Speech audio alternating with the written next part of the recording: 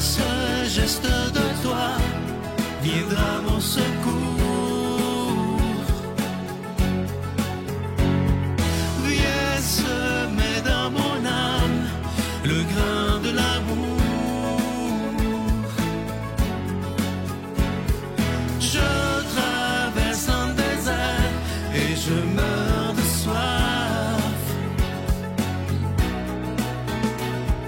Montre-moi le mystère qui garde la foi. Bonjour, bienvenue à votre émission La Victoire de l'amour en ce mardi 18 février 2025. J'espère que vous vous portez bien chez vous. On rejoint tout de suite pour sa chronique Luc Faneuf et à l'homélie, ce sera l'abbé Emmanuel Zepino.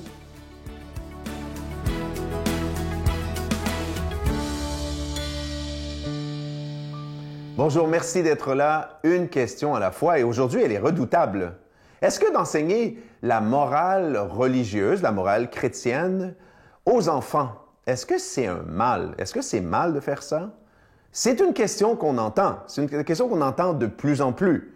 Évidemment, la plupart des gens, pour se dédouaner, pour pas paraître un peu trop, j'allais dire, méchants ou intégristes, vont dire « Ah, enseigner la morale, oui, ça va. » Mais le problème, c'est d'enseigner la morale religieuse. Bien, on le sait.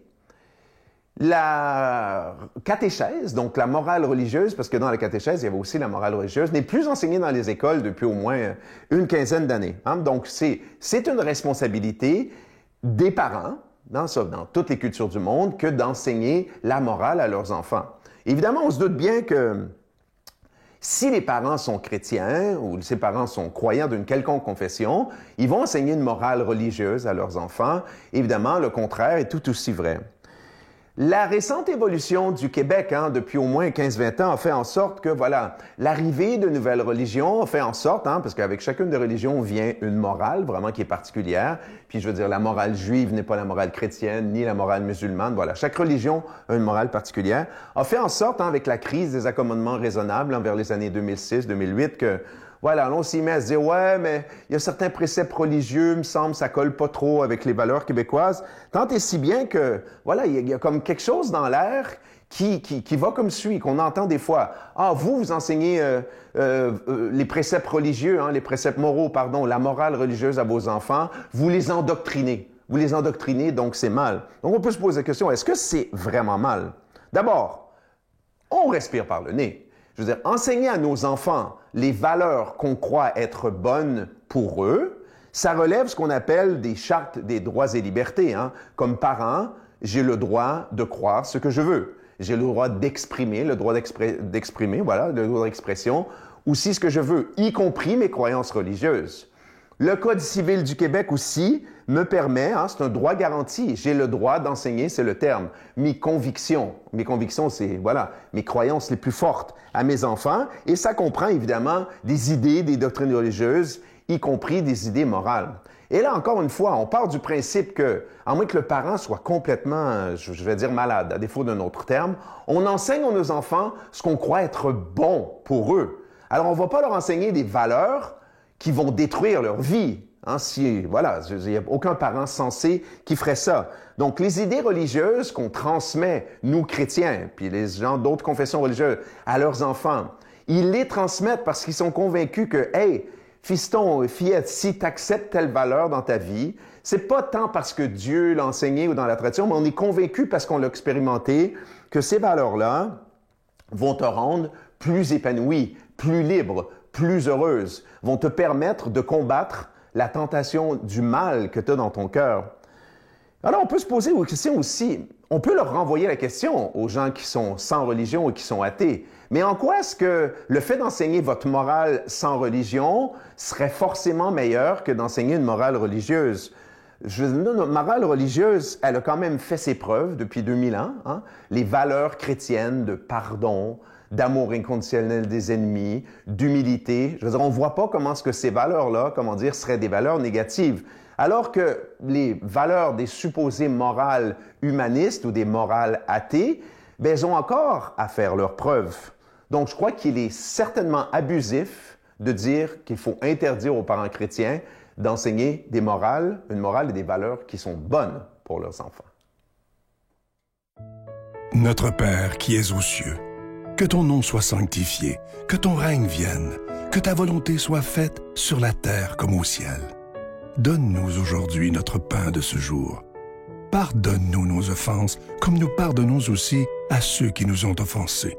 Et ne nous laisse pas entrer en tentation, mais délivre-nous du mal, car c'est à toi qu'appartiennent le règne, la puissance et la gloire pour les siècles des siècles. Amen.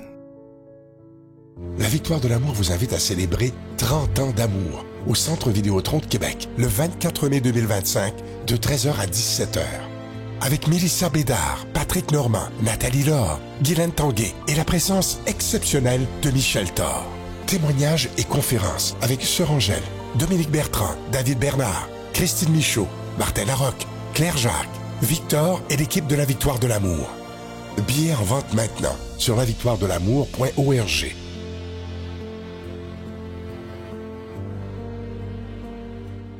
Encore une fois, je suis très heureux de vous présenter ce magnifique cadeau du mois de février. Il s'agit du cœur de l'espoir qui est en pierre d'agate verte. Ça vient avec la chaîne qui est en acier inoxydable. Vous vous souvenez du cœur bleu il y a quelques années? Vous étiez tellement content. Alors, c'est la même chose. La pierre, elle est verte. Ce n'est pas peint. Il n'y a pas de peinture là-dessus du tout. C'est vraiment la pierre d'agate qui est verte. Et on dit que la couleur verte, c'est la couleur de l'espoir. Il y a aussi cette magnifique carte de Marie qui est en acier inoxydable. Regardez comment elle est belle. Elle est absolument magnifique. Ça se donne tellement bien en cadeau.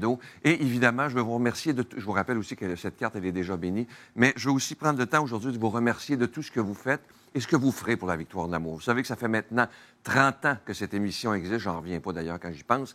Mais ça, c'est grâce à chacun et à chacune d'entre vous. Dites-vous qu'il n'y a jamais de petits dons. Et moi, je veux vous dire merci de tout mon cœur d'investir dans votre foi, dans notre foi, parce qu'on en a besoin. Regardez simplement l'état actuel du monde.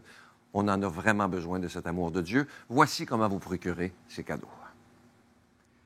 Par la poste, à la Victoire de l'amour, casier postal 120, succursale Boucherville à Boucherville, le J4B 5E6, ou par téléphone, par carte de crédit, du lundi au jeudi, de 8h à 17h, au 514-523-4433, ou à notre numéro sans frais, le 1-888-811-9291.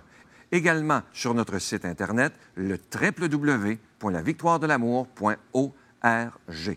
Avec votre don, vous recevrez aussi un reçu pour fin d'impôt. Merci de donner des mains à la Providence. Merci d'investir dans votre foi.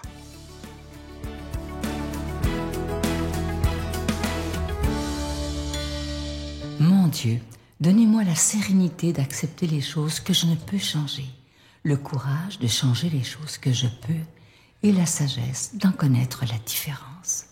Amen.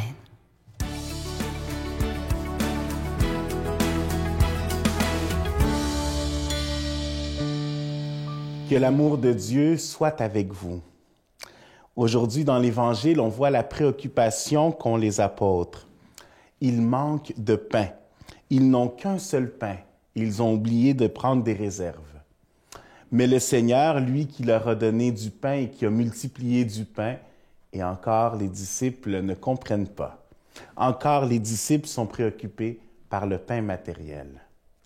Cet exemple-là, très concret, nous aide à voir comment est-ce que nous aussi, parfois, dans notre relation avec Dieu, nous nous centrons sur beaucoup de manques que nous avons. Et nous les mettons en priorité, en grande importance. Et parfois, à cause de ça, on va oublier tous les bienfaits qu'il nous a donnés. Le Seigneur, dans sa générosité, nous comble de bien des choses. Et parfois, ça, on l'oublie, ça, on laisse de côté. Et c'est là où c'est important dans l'Évangile d'aujourd'hui, où Jésus va ramasser les apôtres, si je peux dire comme ça, en leur disant « Mais vous ne comprenez rien ». Et parfois, le Seigneur doit nous poser cette même question-là. Vous ne comprenez rien. Combien de merveilles est-ce que vous avez déjà en votre possession? Combien de dons est-ce que vous avez dans votre vie? Combien de générosité n'avez-vous pas eu de Dieu? Et malgré tout, vous êtes centré seulement sur les choses qui vous manquent encore et que vous voulez obtenir et qui parfois ne sont pas nécessaires dans vos vies. Et c'est là où on peut, avec ce même texte-là, aller chercher cette référence où le Seigneur nous invite à voir le même passage qu'il a eu dans le désert, parce que lui aussi a été tenté. Et ça nous rappelle que dans notre humanité, nous sommes unis à ce Christ qui, durant son passage, lui aussi, a eu des tentations. Et c'est cette tentation du pain où le démon va vouloir lui dire, bien, regarde ces pierres, pourquoi tu ne les changes pas en pain pour te nourrir? Et qu'est-ce que le Seigneur va lui dire? Que l'homme ne se nourrit pas seulement de pain, mais de toute parole qui vient de la bouche du Père. Donc, l'importance de cette parole de Dieu pour nous laisser transformer.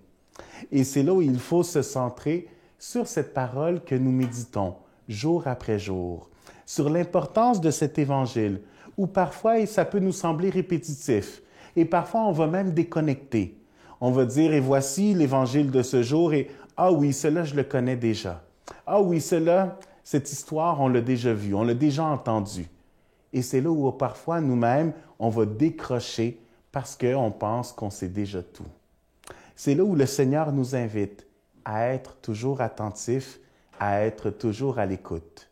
Ce qui est merveilleux avec la parole de Dieu, c'est qu'elle nous accompagne dans chacune des étapes de nos vies, dans chacun des moments que l'on vit. Si vous voyez dans chacune des célébrations que l'on fait, que ce soit du baptême aux funérailles, il y a des lectures de la parole qui nous accompagnent. Que ce soit dans le sacrement de la confession ou que ce soit dans le sacrement des malades, nous sommes toujours accompagnés de la parole de Dieu. C'est là où on voit la richesse et le fruit que peut faire cette parole. Un message toujours actuel qui nous parle de la soif humaine, mais qui nous parle également de la générosité de Dieu, qu'il vient compléter tout ce que nous sommes, qui vient répondre à nos besoins, qui vient nous donner ce chemin pour aller vers l'essentiel. Aujourd'hui, dans les tentations de ce monde, on peut tout simplement s'éloigner.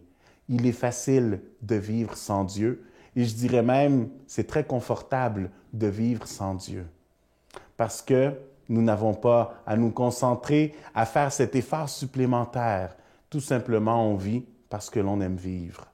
Mais de notre côté, vivre sans Dieu, c'est également un manque d'espoir, un manque d'espérance, une solitude, un grand vide. C'est là où le Seigneur vient nous compléter par sa parole et nous donner cet espoir et cette espérance d'avancer vers lui. C'est là où, dans le découragement, on peut trouver cette force qui vient nous habiter et nous transformer. Le Seigneur ne nous laisse jamais seuls. Parfois, on a l'impression de vivre dans une solitude. Parfois, on veut même s'isoler parce qu'on pense que personne ne comprend nos problèmes ou notre réalité.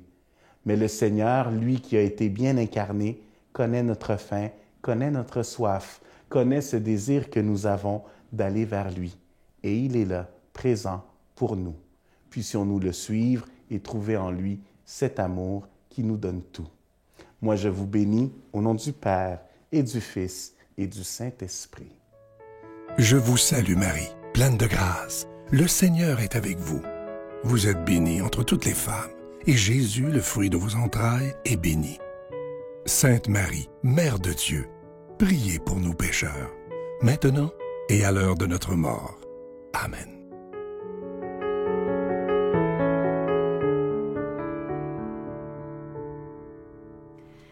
Albert Einstein a dit quelque chose que j'aime beaucoup et avec laquelle je suis très d'accord. Il a dit « On s'étonne trop de ce que l'on voit pour la première fois et pas assez de ce que l'on voit tous les jours. » S'étonner de ce que l'on voit tous les jours.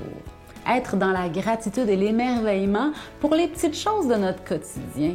Ça rend heureux, ça nous fait trouver le bonheur et la joie de vivre dans les petites choses. C'est facile à trouver ça. Bonne journée. Avec la crise de cœur, c'est qu'à un moment donné, ce corps physique-là est devenu d'une légèreté incommensurable et c'est là où je me suis aperçue que c'était plus le corps que je sentais, mais que c'était la légèreté de mon âme. Ah. Car tu es mon Dieu. Oui, je crie vers toi. J'ai besoin de toi.